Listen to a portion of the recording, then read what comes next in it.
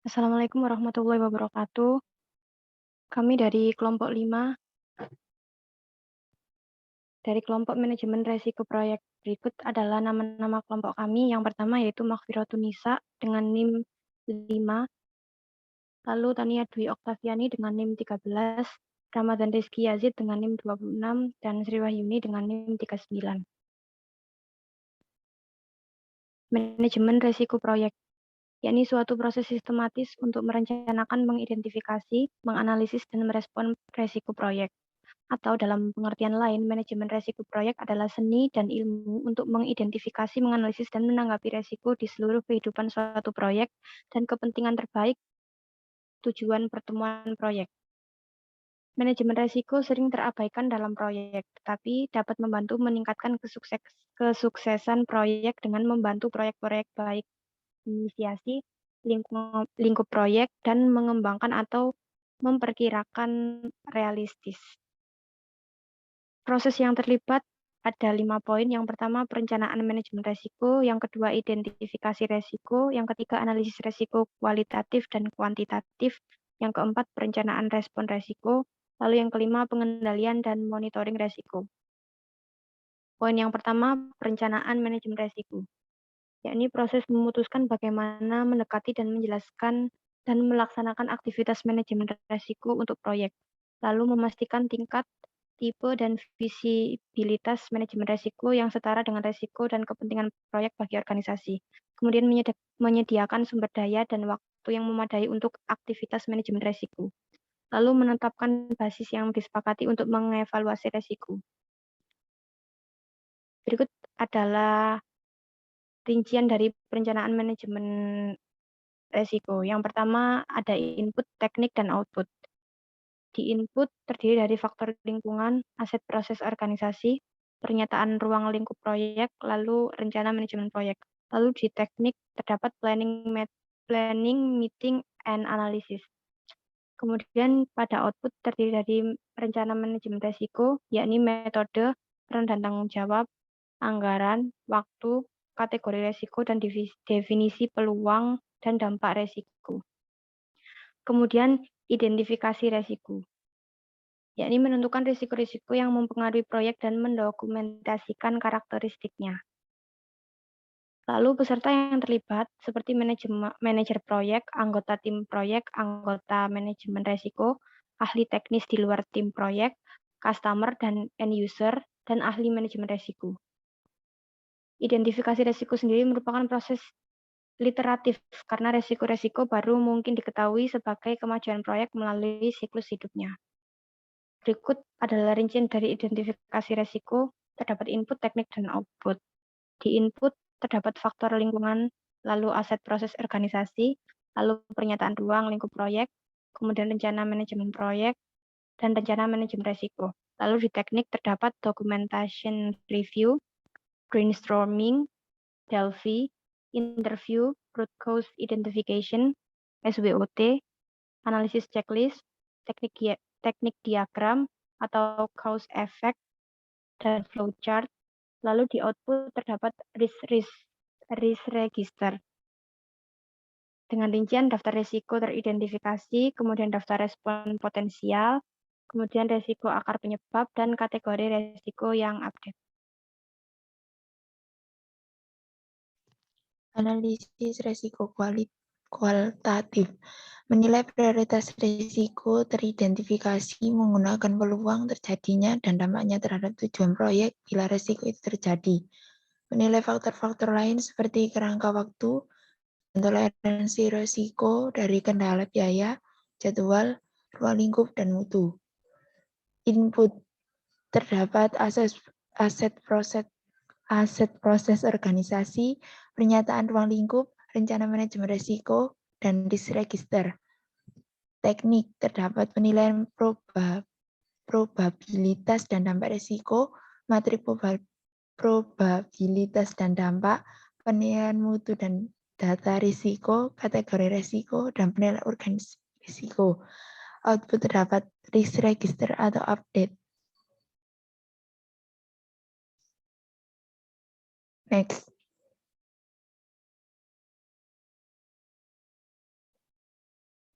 Analisis resiko kumulatif dikerjakan berdasarkan resiko yang diprioritaskan oleh proses analisis resiko kualitatif. Proses menggunakan teknik seperti simulasi Monte Carlo dan pohon keputusan untuk satu, menghitung hasil yang mungkin dan peluangnya, dua, menilai peluang untuk mencapai tujuan proyek, tiga, mengidentifikasi risiko yang membutuhkan perhatian paling besar dengan menghitung kontribusi relatifnya terhadap keseluruhan risiko proyek. 4. Mengidentifikasi biaya, jadwal, dan target ruang lingkup yang realistik dan dapat dicapai. 5. Menentukan keputusan manajemen proyek ketika beberapa kondisi atau hasil tidak pasti. Next. Analisis resiko kumulatif. Input terdapat aset proses organisasi, pernyataan ruang lingkup, rencana manajemen risiko, risk register, dan rencana manajemen proyek. Teknik terdapat data gathering, interviewing, probability distribution, expert judgment.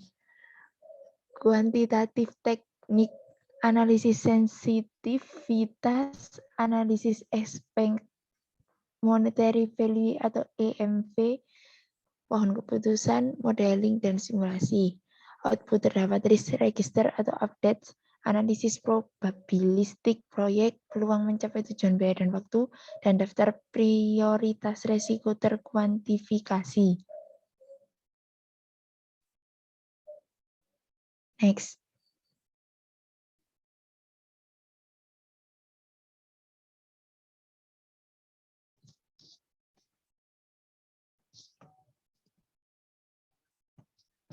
Perencanaan respon risiko, proses mengembangkan pilihan dan menentukan tindakan untuk meningkatkan kesempatan dan mengurangi ancaman terhadap tujuan proyek. Ini mengikuti analisis risiko kualitatif dan kuantitatif. Input terdapat risk management plan dan risk register. Teknik terdapat strategi untuk risiko negatif atau ancaman, strategi untuk risiko positif atau kesempatan, strategi untuk ancaman dan kesempatan, dan strategi respon kontingen. Output terdapat risk register atau update, project management plan atau update, dan risk related contractual agreement.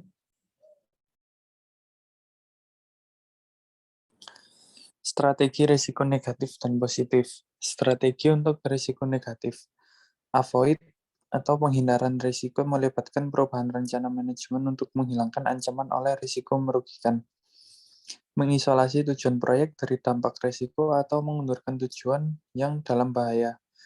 Kemudian ada transfer atau pemindahan risiko mensyaratkan penggantian penerima dampak negatif dari pemilik ke pihak ketiga. Yang terakhir ada mitigate atau pengurangan peluang dan atau dampak peristiwa berisiko merugikan ke ambang atau batas yang dapat diterima. Kemudian ada strategi untuk risiko positif.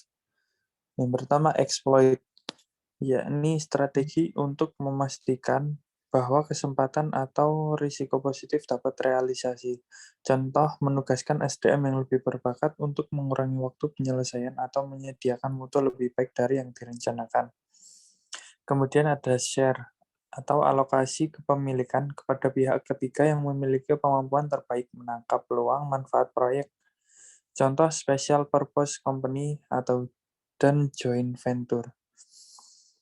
Kemudian ada change, yakni memodifikasi ukuran kesempatan dengan meningkatkan peluang dan atau dampak positif dengan mengidentifikasi dan memaksimalkan pengendalian kunci dari risiko berdampak positif. Strategi untuk ancaman dan kesempatan. Acceptance, sangat jarang kemungkinan untuk menghilangkan seluruh risiko proyek. Tim proyek memutuskan tidak mengubah rencana manajemen proyek untuk menyesuaikan dengan risiko. Penerimaan pasifa tidak ada tindakan. Penerimaan aktiva menetapkan cadangan kontingensi termasuk jumlah waktu, uang, dan sumber daya. Kemudian strategi respon kontingen. Beberapa respon dirancang untuk digunakan hanya bila peristiwa tertentu terjadi. Untuk beberapa risiko, tim proyek membuat rencana respon yang hanya akan dilaksanakan di bawah kondisi tertentu. 5. Pengendalian dan monitoring risiko. Proses mengidentifikasi, menganalisis, dan merencanakan risiko-risiko yang baru muncul, melacak risiko teridentifikasi, menganalisis ulang risiko sekarang, memonitor kondisi pemicu rencana kontingensi, memonitor sisa risiko, dan mereview pelaksanaan respon risiko saat mengevaluasi keefektifannya. Tujuan lainnya adalah untuk memastikan bila asumsi proyek masih valid, risiko sebagaimana telah dinilai berubah dari sebelumnya, kebijakan dan prosedur manajemen risiko diikuti, cadangan biaya dan jadwal kontingensi dimodifikasi sesuai risiko proyek.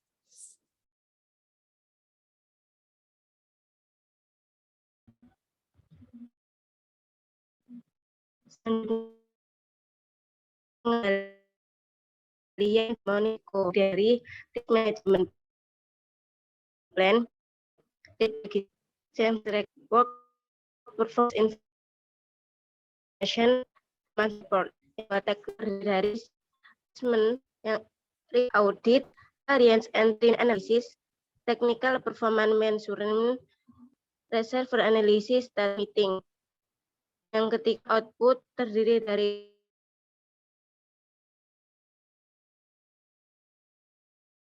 rilis register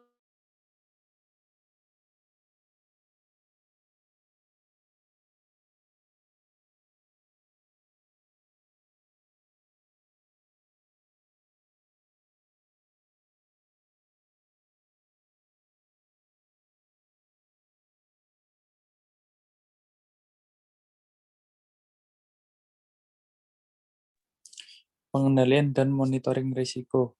Input ada risk management plan, risk register, approve change request, work performance information, dan performance report. Kemudian teknik ada risk assessment, risk audit, variance and trend analysis, technical performance measurement, kemudian reserve analysis status meeting. Kemudian untuk output ada risk register, request change, recommended corrective action, recommended preventive action, organizational process asset atau update, kemudian project management plan atau update.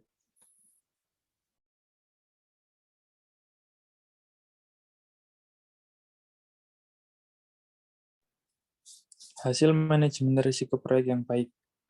Tidak seperti krisis manajemen risiko proyek yang baik sering terjadi tanpa disadari. Proyek yang berjalan tampaknya hampir mudah, tetapi banyak pekerjaan yang masuk dalam proyek berjalan dengan baik. Manajer proyek harus berusaha keras atau untuk membuat pekerjaan tim terlihat mudah untuk mencerminkan hasil dari proyek-proyek yang dikelola dengan baik.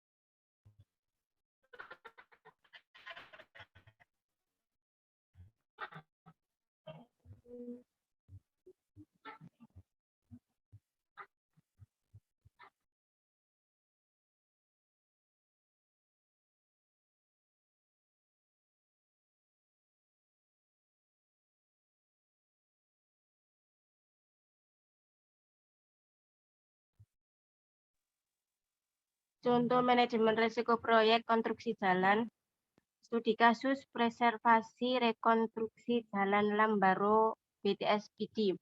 Proyek preservasi adalah suatu kegiatan sementara yang berlangsung dalam jangka waktu terbatas dengan mengalokasikan sumber daya tertentu guna untuk memberikan tingkat pelayanannya maksimal pada infrastruktur jalan. Dalam pelaksanaan proyek kontraktor dihadapkan dengan permasalahan berbagai macam risiko. Beberapa risiko yang selalu terjadi adalah kemacetan di sekitar proyek sehingga menghambat kedatangan material, kepadatan lalu lintas sehingga mengalihkan arus lalu lintas menyebabkan antrian kendaraan, dan masih banyak risiko lainnya dengan berbagai frekuensi kejadian. Solusi penanganan risiko pada faktor lingkungan sebagai faktor dominan atau proyek dilaksanakan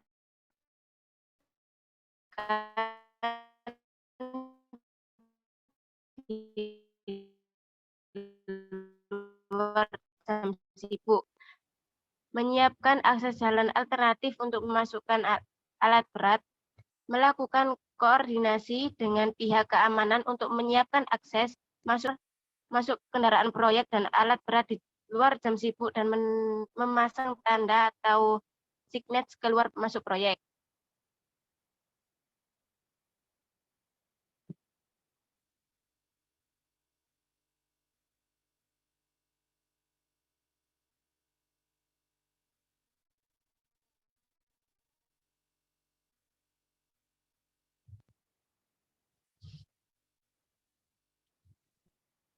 Contoh kasus manajemen risiko proyek perusahaan penerbangan.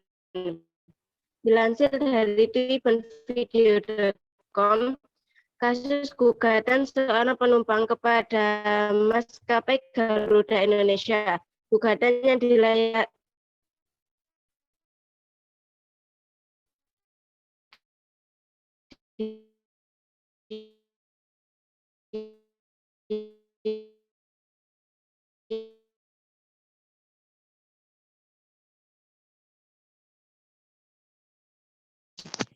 Gugatan yang dilayangkan jumlahnya tidak main-main.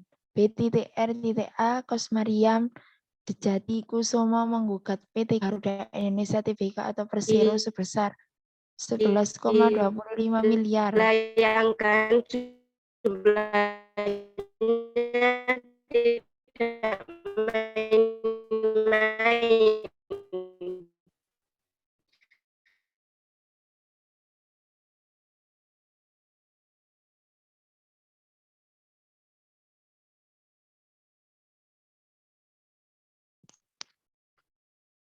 Kalau saja gugatan ini dimenangkan oleh Kosmariam, tentu saja ini akan semakin memberatkan keuangan Garuda Indonesia. Apalagi belakangan kita ketahui bahwa tahun lalu Garuda Indonesia belum berhasil mencetak laba. Pada tahun 2017, Garuda menderita kerugian bersih sebesar 213,4 juta dolar AS. Angka tersebut menurun dibandingkan laba bersih yang diperoleh Garuda pada tahun 2016 sebesar 9,36 juta dolar AS. Kasus di atas adalah bagian dari resiko operasional. Resiko operasional adalah resiko akibat ketidakcukupan dan atau tidak berfungsinya proses internal. Resiko ini diakibatkan oleh tidak adanya atau tidak berfungsinya prosedur kerja, kesalahan manusia, kegagalan sistem, dan adanya kejadian-kejadian eksternal yang memengaruhi operasional perusahaan. Solusi. 1. Pastikan seluruh pegawai mengerti dan memahami profil risiko mereka. Ajarkan kepada mereka untuk dapat meminimalisasi kejadian maupun dampaknya. 2. Pastikan seluruh pegawai memiliki kemampuan dan keterampilan bekerja yang memadai. 3. Pastikan seluruh pegawai menjalankan SOP dengan benar dan lakukan evaluasi kedisiplinan pegawai dalam menjalankan SOP secara konsisten. 4. Lakukan identifikasi dan penilaian risiko yang dihadapi perusahaan. 5. Lakukan pemantauan risiko tersebut secara berkala.